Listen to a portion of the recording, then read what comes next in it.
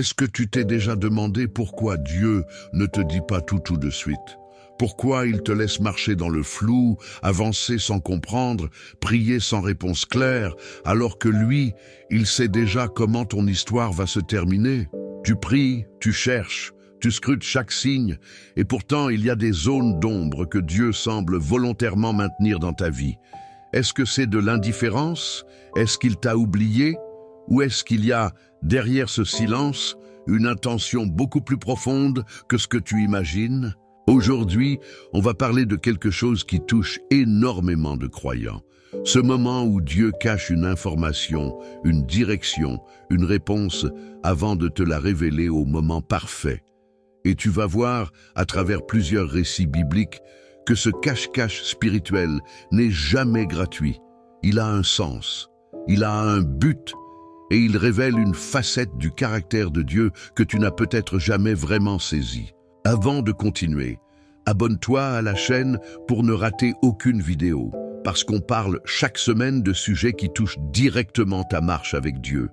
Et surtout, écris en commentaire le mot « révélation ». Si tu sens que ce sujet te parle personnellement, si tu vis en ce moment une saison où Dieu semble te cacher quelque chose d'important, je veux savoir combien d'entre vous traversent exactement ça.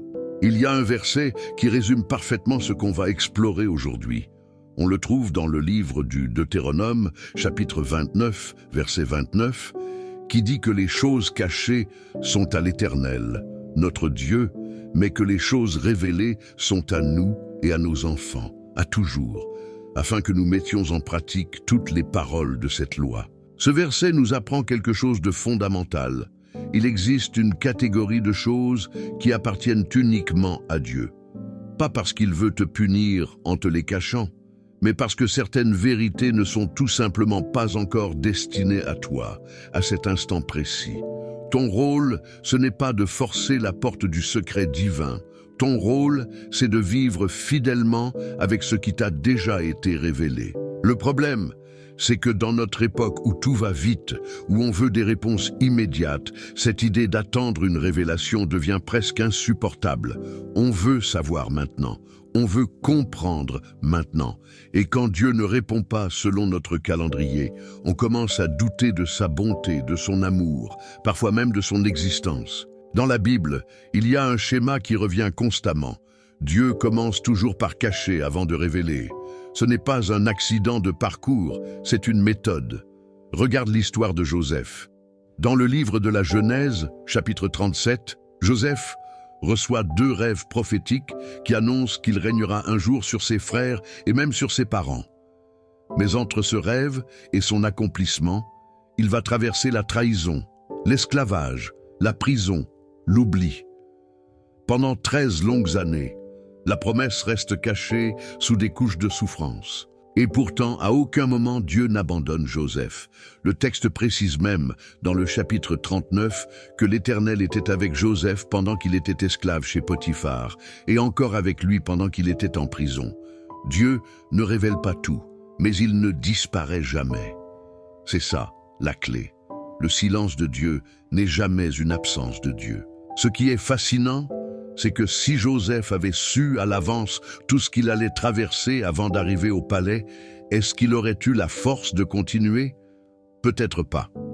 Dieu cache parfois le chemin complet, parce que si tu voyais toute la difficulté d'un coup, tu risquerais de baisser les bras avant même de commencer. Il y a plusieurs raisons pour lesquelles Dieu choisit de révéler les choses petit à petit plutôt que d'un seul coup. La première raison, c'est la maturité spirituelle. Une vérité trop grande, donnée trop tôt, peut écraser une personne qui n'est pas encore prête à la porter. Pense à David. Il est oint roi par le prophète Samuel dans le livre de 1er Samuel, chapitre 16, alors qu'il n'est encore qu'un jeune berger. Mais entre cette onction et son couronnement réel, il va s'écouler environ 15 années. 15 années pendant lesquelles David va fuir le roi Saül, vivre dans des grottes, être trahi par des proches et apprendre à gérer sa colère, sa patience, sa dépendance à Dieu. Si David avait reçu le trône immédiatement après son onction, aurait-il eu la sagesse nécessaire pour gouverner un peuple entier? Certainement pas. Dieu cache donc parfois l'accomplissement complet d'une promesse, parce qu'il veut d'abord façonner ton caractère. Ce n'est pas la promesse qui a besoin de temps, c'est toi. La promesse est déjà scellée dans le cœur de Dieu. C'est toi qui as besoin d'être préparé pour la recevoir sans qu'elle te détruise. La deuxième raison, c'est la protection contre l'orgueil. L'apôtre Paul lui-même en parle dans sa deuxième lettre aux Corinthiens, chapitre 12. Il raconte avoir reçu des révélations extraordinaires au point d'avoir été enlevé jusqu'au 3e ciel. Mais il précise aussitôt qu'une écharde lui a été mise dans la chair, un messager de Satan pour le souffleter, afin qu'il ne s'enorgueillisse pas à cause de l'excellence de ses révélations. Même Paul, l'un des plus grands hommes de foi de l'histoire, n'a pas eu accès à tout le temps. Dieu a délibérément limité ce qu'il pouvait comprendre et partager pour préserver son humilité. Si toi aujourd'hui tu vis une période où Dieu semble te cacher des choses, pose-toi cette question honnêtement. Est-ce que tu es certain que tu gérerais bien une révélation complète maintenant? Parfois, la frustration qu'on ressent vient justement du fait qu'on n'a pas encore l'humilité nécessaire pour recevoir ce qu'on demande. Un autre exemple puissant, c'est celui du prophète Élie, dans le premier livre des rois, chapitre 19. Après sa grande victoire sur les prophètes de Baal, Élie tombe dans un épuisement profond. Il fuit dans le désert, il demande même à mourir. Et là, Dieu lui donne rendez-vous sur la montagne d'Horeb. Un vent violent brise les rochers, mais l'Éternel n'est pas dans le vent. Un tremblement de terre survient, mais l'Éternel n'est pas dans le tremblement de terre. Un feu passe, mais l'Éternel n'est pas dans le feu. Et après le feu, il y a un murmure doux et léger. C'est là que se trouve l'Éternel. Ce récit nous enseigne quelque chose de profond sur la manière dont Dieu se révèle. On s'attend souvent à ce que Dieu se manifeste dans le spectaculaire, dans l'événement visible et bruyant.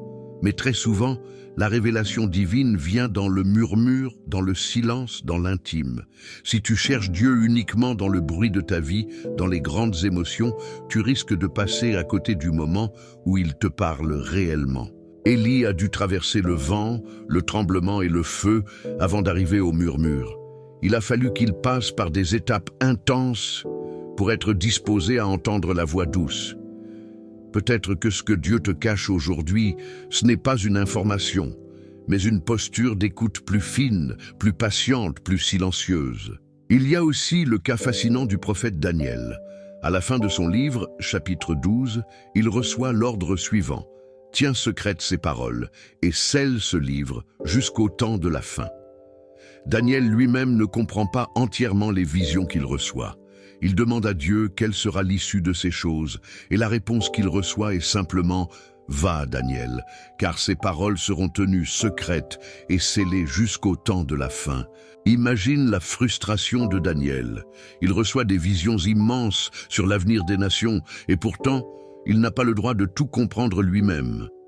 Certaines vérités ne lui étaient tout simplement pas destinées, mais destinées à des générations futures. Cela nous rappelle une chose essentielle. Parfois, ce que Dieu te cache n'est même pas pour toi, mais pour ceux qui viendront après toi. Ta prière d'aujourd'hui, ta persévérance dans l'incompréhension, peut être en train de préparer un terrain pour d'autres, même si tu ne le vois jamais de ton vivant. Sans tomber dans une interprétation exagérée des prophéties de la fin des temps, on peut simplement retenir ce principe. Dieu a un calendrier, un ordre précis pour chaque révélation, et ce calendrier dépasse largement notre compréhension humaine et notre besoin de tout savoir immédiatement. Dans le Nouveau Testament, il y a une scène magnifique avec Marie, la mère de Jésus. Après la visite des bergers venus annoncer les paroles des anges concernant la naissance de Jésus, l'Évangile selon Luc, chapitre 2, précise que Marie gardait toutes ces choses et les repassait dans son cœur. Marie ne comprend pas tout immédiatement. Elle ne reçoit pas d'explication complète sur ce que signifie être la mère du Sauveur du monde. Elle va devoir vivre des années avec des questions sans réponse, en particulier au pied de la croix, où toute logique humaine semble s'effondrer. Mais elle choisit de garder, de méditer, de faire confiance, plutôt que d'exiger une compréhension totale et immédiate. C'est une attitude qu'on devrait tous cultiver. Il y a des choses que Dieu te montre partiellement, comme des fragments d'un puzzle. Ton rôle n'est pas de reconstituer l'image entière tout de suite, mais de garder précieusement chaque fragment, en confiance jusqu'à ce que le tableau complet se dévoile. Il faut comprendre que la saison où Dieu cache quelque chose n'est jamais une saison vide. C'est une saison de construction invisible. Pense à un architecte qui commence toujours par les fondations. Personne n'admire des fondations. Elles sont enterrées, invisibles, mais sans elles, aucun édifice ne peut tenir debout. Ce que Dieu fait pendant qu'il semble silencieux, c'est exactement ça. Il pose des fondations en toi que tu ne peux pas voir, mais qui vont soutenir tout ce qu'il va bâtir plus tard. Regarde encore une fois l'histoire de Joseph. Pendant ces années de servitude et d'emprisonnement, il apprend la gestion, l'administration, l'intégrité face à la tentation, la capacité à pardonner. Toutes ces compétences vont devenir indispensables lorsqu'il devra gouverner l'Égypte entière pendant la famine. Sans cette période cachée, il n'aurait jamais eu les outils nécessaires pour accomplir sa mission finale. Alors, si aujourd'hui tu traverses une saison où tu ne comprends pas pourquoi Dieu retarde certaines réponses, pourquoi il ne te montre pas encore la suite, pose-toi cette question. Qu'est-ce que cette saison est en train de construire en moi que je ne pourrais pas développer autrement? Il y a un verset dans la deuxième lettre aux Corinthiens, chapitre 5, verset 7, qui dit que nous marchons par la foi et non par la vue. Ce verset est la clé de voûte de toute cette réflexion. La foi, par définition, implique une part d'inconnu. Si tu voyais tout, si tu comprenais tout à l'avance, ce ne serait plus de la foi, ce serait de la simple logique. Dieu cache certaines choses, précisément pour cultiver ta foi. Chaque fois que tu avances sans voir clairement, chaque fois que tu obéis sans comprendre entièrement pourquoi, ta foi grandit, se renforce, se muscle. C'est un peu comme un muscle physique. Il ne se développe que sous une résistance. Si tout était donné facilement, ta foi resterait fragile, immature, incapable de résister aux tempêtes futures. Abraham en est l'exemple parfait. Dans le livre de la Genèse, chapitre 12, Dieu lui demande de quitter son pays, sa parenté, la maison de son père, pour aller vers un pays qu'il lui montrera. Remarque bien la formulation. Un pays qu'il lui montrera, pas un pays qu'il lui a déjà montré. Abraham part sans connaître sa destination finale. Il obéit à une promesse encore floue, encore cachée dans ses détails. Et c'est précisément cette obéissance dans l'incertitude qui fait de lui le père de la foi. Maintenant que tu comprends un peu mieux pourquoi Dieu procède ainsi, il faut aussi savoir comment traverser concrètement cette saison de cache-cache spirituel sans t'épuiser ni perdre ta foi en chemin. La première chose à faire, c'est de rester fidèle dans ce qui t'a déjà été révélé. Rappelle-toi le verset du Deutéronome cité plus tôt. « Les choses révélées sont à nous, afin que nous les mettions en pratique. » Ne perds pas ton énergie à essayer de percer les secrets que Dieu garde encore et concentre-toi plutôt sur l'obéissance à ce que tu sais déjà devoir faire. Si Dieu t'a déjà montré qu'il fallait pardonner à quelqu'un, ne cherche pas la révélation suivante avant d'avoir appliqué celle-ci. La fidélité dans le petit ouvre la porte à la révélation du plus grand. La deuxième chose, c'est de cultiver la reconnaissance dans l'attente. La gratitude change complètement la posture du cœur. Au lieu de fixer ton regard sur ce que tu ne comprends pas encore, remercie Dieu pour ce qu'il a déjà fait, pour ce qu'il t'a déjà montré. Cette attitude désamorce la frustration et ouvre un espace de paix intérieure, même au cœur de l'incertitude. La troisième chose, c'est de résister à la tentation de forcer les portes fermées. Beaucoup de croyants, dans leur impatience, vont chercher des réponses en dehors de Dieu, par la divination, par des pratiques ésotériques, par une précipitation qui les pousse à prendre des décisions hâtives, simplement pour combler le vide de l'incertitude. Le roi Saül, dans le premier livre de Samuel, chapitre 28, a consulté une médium pour obtenir des réponses que Dieu refusait de lui donner. Cette décision a précipité sa chute. Ne fais jamais ça.